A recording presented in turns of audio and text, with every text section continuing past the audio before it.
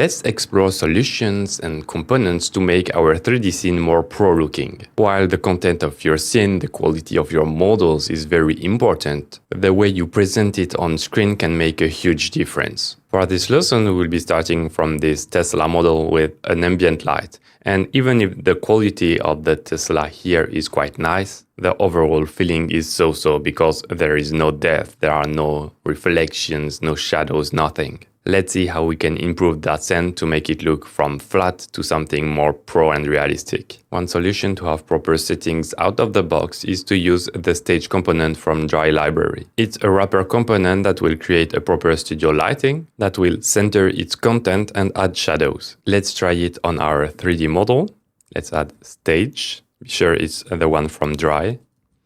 And wrap our model inside it. This is what we get just by wrapping it into a stage component. It's already looking nice. We have proper shadows here. We have nice reflection on the glasses and on the car body. We are currently using the default settings, but you can refer to Dry documentation and see what is available. Let's set the intensity to 0.4, change the preset to upfront, and the environment to studio. It's a string. Now it looks a bit different. It's still good looking. You can see the reflection in the glass is different because the environment we use is different. It's a more harsh lights and more powerful, which looks like a bit like a car showroom. But maybe you want to learn how to create those kind of components without using stage, or you need more control. That's why we will explore other ways to create proper studio lighting. So far in this course, we kept our canvas background color to transparent. So we said nothing and it looks white because our page is white. But let's change it. Let's take a background from Gradient, go into index.css and add it to the body. Now we can see that the HTML background color is visible because our canvas is transparent and it only renders what is displayed on screen. But we can change it and add a background color to our 3D experience. Just after the canvas, use the color, attach it as the background, and the arguments it takes is an array. So because it's the array of arguments and it's the color you want to use. So 17, 17, 20.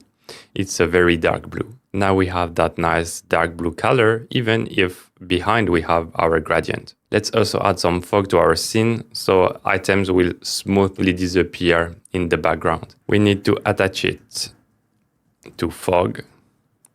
The argument is also the color. But then you have to define the near and far properties. Let's use 20, it's where the fog will start to be applied, and 30 where it will end. So past this threshold, nothing will be visible and we will only see our fog. Let's close it. But right now we can see it because it's the same color that our background. Let's add a floor. Go back to our experience. After the stage, let's create a mesh with a plane geometry. We'll make it pretty large with 100, 100 and a mesh standard material with a white color. By default, it's facing us, so let's rotate it and position it below the car. Position Y minus 1.18 and rotation X minus math.pi divided by 2.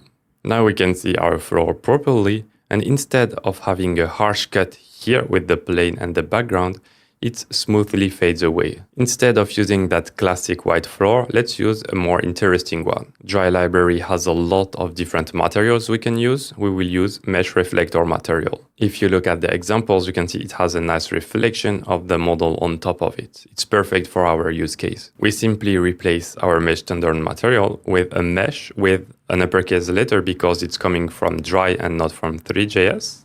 Mesh reflector material. We define the color. We'll be using the same than our background, so 17, 17, 20. We can see the reflection of our car, and you can see the blue is a bit lighter. It's because we have some light, so it's reflected, and it creates that nice effect. but the resolution is a bit pixelated. We can enhance it. As always, refer to the documentation with the different props available and the examples to find the good values. We will increase the resolution to 1024. We can also decrease the roughness to see light reflections on the floor and make the reflections more visible by increasing the mix strength. Now we have a way nicer effect with the lighting impacting the floor and the quality of the reflection that is not pixelated anymore and looks very realistic. Now it is the time that we talk about a component we've been using a lot without understanding what it does. I'm talking to you about the environment component. You can see that there are many examples because it's a very important component for the lighting of your scene. But let's start by removing our stage around our Tesla model because we will create the lighting ourselves. And let's add an environment component with the preset city. Before explaining what is happening, we need to fix that the car is floating in the air. It's because the stage component automatically centered it, but we need to adjust the position. Instead of moving the car, let's adjust the floor position to 0.76. Okay, looks better. To explain to you how environment works, let's add the background prop.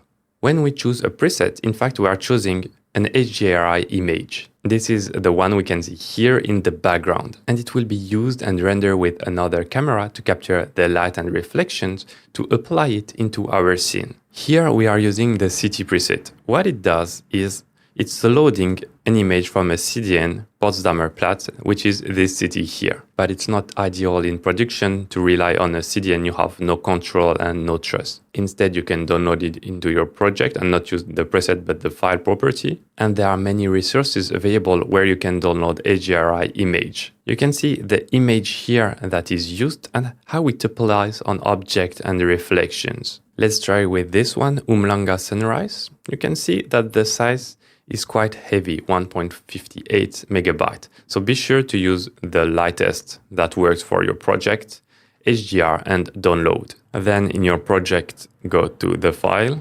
public, new folder, and textures. Then drag and drop your file into the textures folder. You can close it. We can now remove the background and presets and use the file's property with the path to our texture. Now we can see we have nice reflections. If we look into the glass, we can see a bit the sky, and we have that nice sunrise effect. But we are not forced to use HDRI image, especially because they are quite heavy. Let's put background again. And remember, it's using a cube map camera to catch all the lighting information from that image here. Instead of doing it, we can remove the files property, and we can wrap items inside an environment, and it will be used for the lighting. Let's create a cube inside with a box geometry and a mesh basic material to make it red. We can close our mesh. Now if we look, you can see we have red reflection here, but not on the side.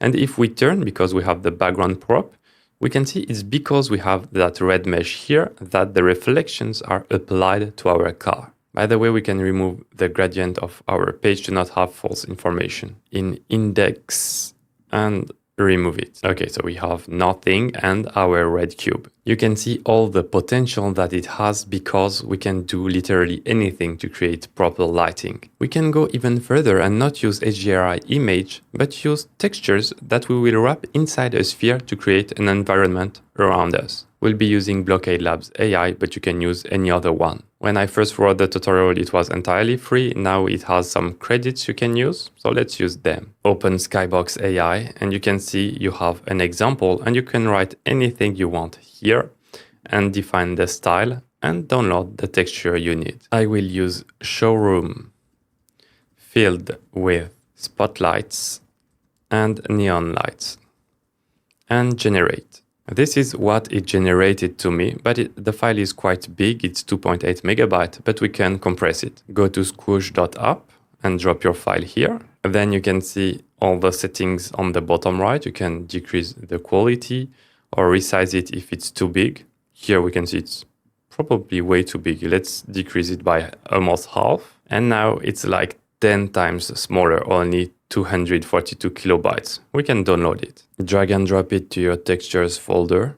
And we will create a background component instead of rendering it here. In Components, new file, background.jsx, export const background. As we've learned in the texture lesson, we'll get the map from use texture. We'll be using textures / and the name of our texture. Rename, copy, and paste. Then we will return our sphere. So it's a mesh containing a sphere geometry with a size of 5 and 64 segments. Then we use a mesh basic material. The map is assigned with the texture, and we need to define the side. We'll be using 3.backside. So we need to import 3. And to keep the color of our texture correctly, we set tone mapped to false. Now in experience, instead of rendering that box here, we'll render our background component. And we have those nice reflection coming from that image. Let's remove the background on environment here. Okay, perfect. Now we have those nice reflection with the neons from the image applied directly onto our 3D model. And it's the nice color we had in the image. When you create a custom environment, you can use 3D shapes, but there are also a useful component that Dry Library provides. It's called Lightformer. It's to simply draw flat rectangles, circles, or rings to add some lights into our environment. Let's have some fun with it. We can go into Components, add a lights.jsx, export const lights is equal to a new component. Inside, we will return our different Lightformer. I already prepared a selection with top light, so I organized it that way. I wrapped it into a float so we can animate the items into the environment. So it adds some animation and live effect into our environment. So add on the left, also with the float component, and on the right, and finally on the front. Don't forget to import Lightformer and the float. You can find the different props available in the Dry documentation, but because Dry Library and React 3 Fiber are type-based, you always have the different props available when you start typing. Now in our experience, stop using the background and we will be using lights that we created here instead. Looks nice. We have the lighting that we set up with the Lightformer. We can see we have a ring here. We have different stuff, but if we stop, I lock it so we don't have the auto rotate from orbit control, we can see we have no lights moving. And we can also see that the resolution is a bit pixelated here and aliased. But even if we move our items in lights, we need to tell environment to not just calculate it on one frame. So we can define the frames property and set it to infinity to tell don't stop updating the environment. It's moving inside, so update the lighting and reflections every time. And to avoid the pixelated, we can increase the resolution. Now we can see the quality is better. And if we lock the camera, you can see the red light on the glass is moving. It's very nice. We can even go further in the details because we can see a bit the shapes and what it looks like. To make it more natural, we can use the blur property, set it to 0.5. Now the environment blends nicely what we have, and we have nice lighting onto our car. You now have a set of techniques and tools to make your 3D scene looks impressive.